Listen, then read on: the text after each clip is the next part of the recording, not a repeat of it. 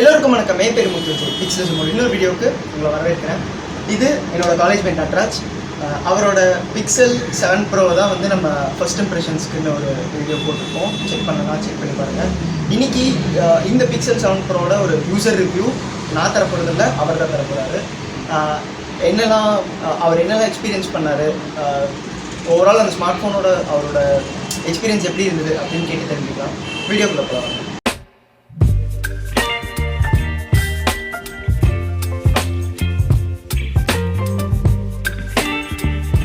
டிஸ்பிளேலேருந்தே ஆரம்பிக்கலாம். சொல்லிட்டோம், டிஸ்பிளே வந்து எப்படி இருக்குது. லாஸ்ட்டாக வந்து ஒரு போக்கோ ஃபோன் யூஸ் பண்ணிருந்தேன். இப்போ வந்து அதுலேருந்து இது ஸ்விட்ச் ஆகும்போது டிஸ்பிளேயில் என்ன டிஃப்ரென்ஸ்லாம் ஸ்மூத்தாக இருக்குது.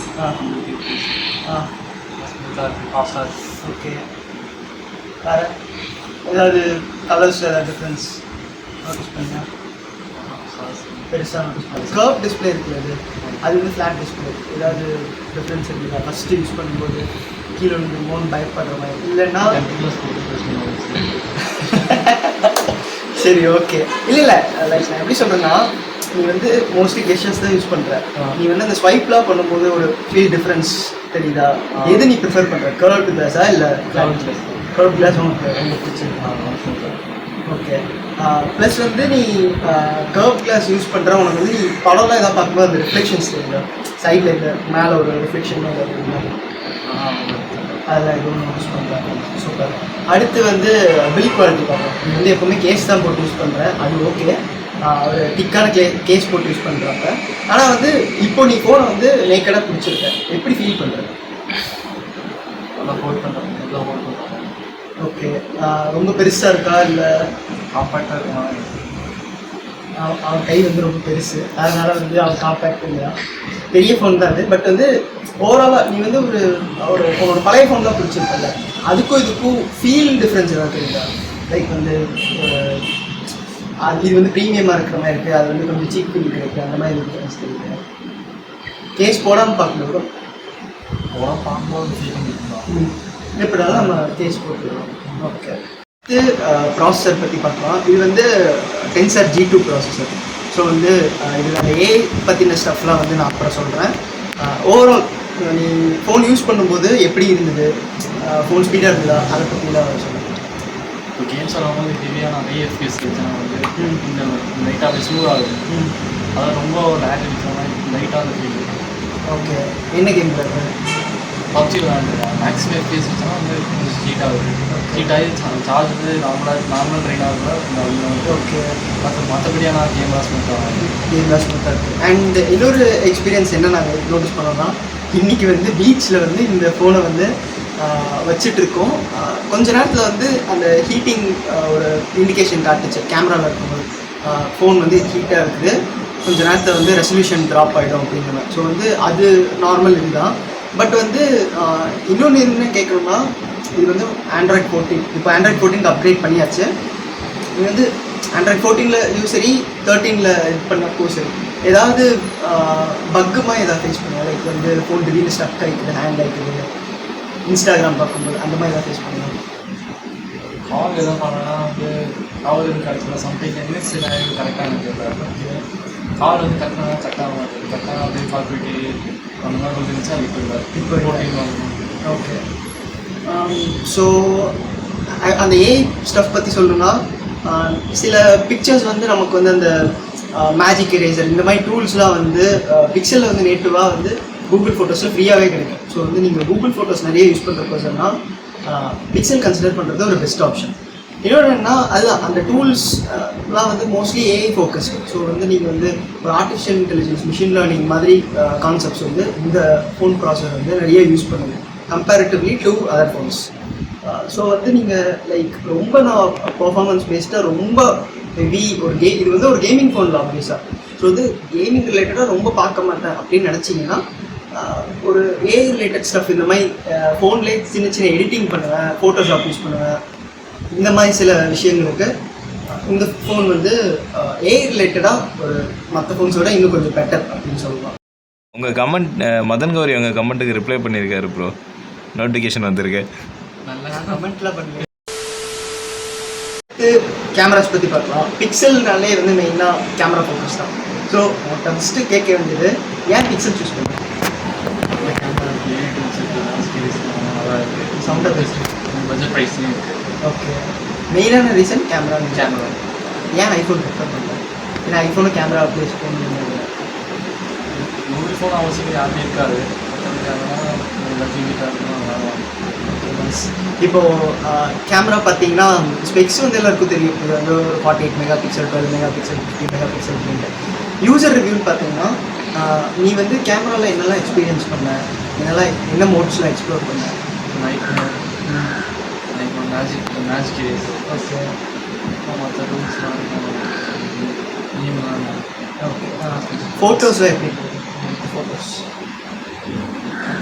ஃபோட்டோஸ் எல்லாமே பக்காவாக இருந்துச்சு. சம்டைம்ஸ் ரேர்லி ரொம்ப நைட் டைம் அந்த மாதிரி டைம் லைட் ஓகே. நீங்கள் அப்படியே ஒரு பாயிண்ட் சொல்லிட்டு நேராக சன்லைட் நேராக சன்லைட் நேராக எடுத்தாலும் வந்து நல்லா கிளியராக இருக்குது. மற்ற நார்மல் ஃபோன்ஸ்லாம் நல்லா தெரியாது.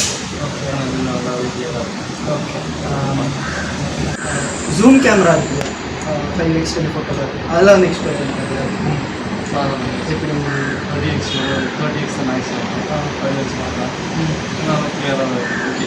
Okay, okay. 5xல் ஷூட் பண்ணுங்க, ஸ்பெசிஃபிக்காக 5xல் ஸ்பெசிஃபிக்காக சும்மா ஜூம் யூஸ் பண்ணுறது. ஓகே. வீடியோஸ் எப்படி இருக்குது? ஓகே. அவர் வந்து என்ன சொல்கிறாருன்னா, நான் இந்த ஃபோனோட வீடியோ வந்து ஐஃபோன் கூட கம்பேர் பண்ணி பார்த்ததில்லை அப்படிங்கிறாரு. பட் வந்து மோஸ்ட்லி ஆக்சுவலி இந்த ஃபோனில் நானும் வீடியோ எடுத்திருக்கேன். பட் வந்து இதோட வீடியோ வந்து மோசம்னு நம்ம சொல்ல முடியாது. ஏன்னா வந்து இது ஒரு ஃப்ளாக்ஷிப் கேமரா, மோசம்னு சொல்ல முடியாது. பட் வந்து ஐஃபோனில் வந்து வேறு அந்த வீடியோவோட ஒரு கலர் சயின்ஸ் வந்து வேறு மாதிரி இருக்கும். அந்த இது வந்து வீடியோஸில் மிஸ் ஆகும். பட் வந்து ஃபோட்டோஸ் வந்து எப்போவுமே பிக்சல் வந்து ரொம்ப பக்காவாக இருக்கும். ஸோ கேமராஸ் வந்து செல்ஃபி எப்படி இருக்குது? செல்ஃபி நல்லா இருக்குது. ஓகே. செல்ஃபி வீடியோஸ், ஸ்டெபிலைசேஷன் பக்காவாக இருக்குது. நல்லா நல்லா ஆடிட்டே இருக்கும் ஸ்டேஜில். ஓகே. அதாவது அந்த சூப்பர் ஸ்டெடி மோட் ஆன் பண்ணிட்டோம்னா அந்த மூமெண்ட் எதுவுமே இருக்காது, நம்ம அந்த காலேஜ் இருக்கோம். ஓகே. ஸோ கேமரா பற்றி அவரோட இது பார்த்தீங்கன்னா ரொம்ப நல்லாயிருக்கு. ஏன்னா வந்து அவர் ஒரு கேமரா ஃபோக்கஸ்டு ஃபோனாக தான் பார்க்கணுன்னு வாங்கின ஃபோன் இது. ஸோ வந்து கேமரா பார்த்தீங்கன்னா ரொம்ப நல்லா இருக்குன்னு அவரோட சஜஷன். அடுத்து பேட்டரி லைஃப். சார்ஜர் ஃபஸ்ட்டு பாக்ஸில் கொடுக்கல, கரெக்டாக பாக்ஸில் கொடுக்கல, கேபிள் போட்டு தான் இருந்தது. சார்ஜர் நீ வாங்கினீங்க, என்ன சார்ஜர் வாங்கினேன்? அந்த 30 watts charger. Okay. Phone charge போட்டால் எவ்வளோ ஸ்பீடாக சார்ஜ் ஆகுது? நான் வச்சுருக்கேன் அந்த 30 வாட்ஸ் அதில் போட்டோன்னா வந்து ஒரு 2 hours ஆகுது. ஓகே. ட்ரெயின் ஆகிறது எல்லாமே அந்த யூசேஜ் கொடுக்கலாம். அந்த கேம்ஸ்லாம் சீக்கிரம் மற்றபடி 1 day ஆகுது.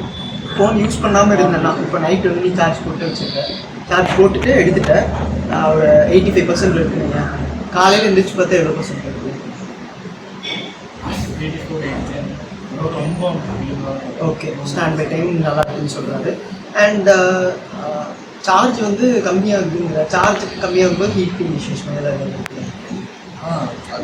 யூசேஜ் பொறுத்து. ஓகே. So okay. அது இந்த ஒயர்லெஸ் சார்ஜர்லாம் யூஸ் பண்ணியிருக்கியா? எப்படி அது யூஸ் பண்ணும்போது எப்படி சார்ஜ் ஆகுது? அது யூஸ் பண்ணி வயர்டு யூஸ் பண்ணுறது அது ஸ்லோவாக தான் இருக்கும். பட் நீ வந்து எது ப்ரிஃபர் பண்ணுற? வயர்டு. ஸோ பேட்ரி வந்து ஓகே டீசெண்டாக இருக்குது சொல்கிறாரு. நான் ரொம்ப எக்ஸ்ட்ரானரி பேட்ரி லைஃப்ங்கிற மாதிரிலாம் பார்த்துக்கிங்க.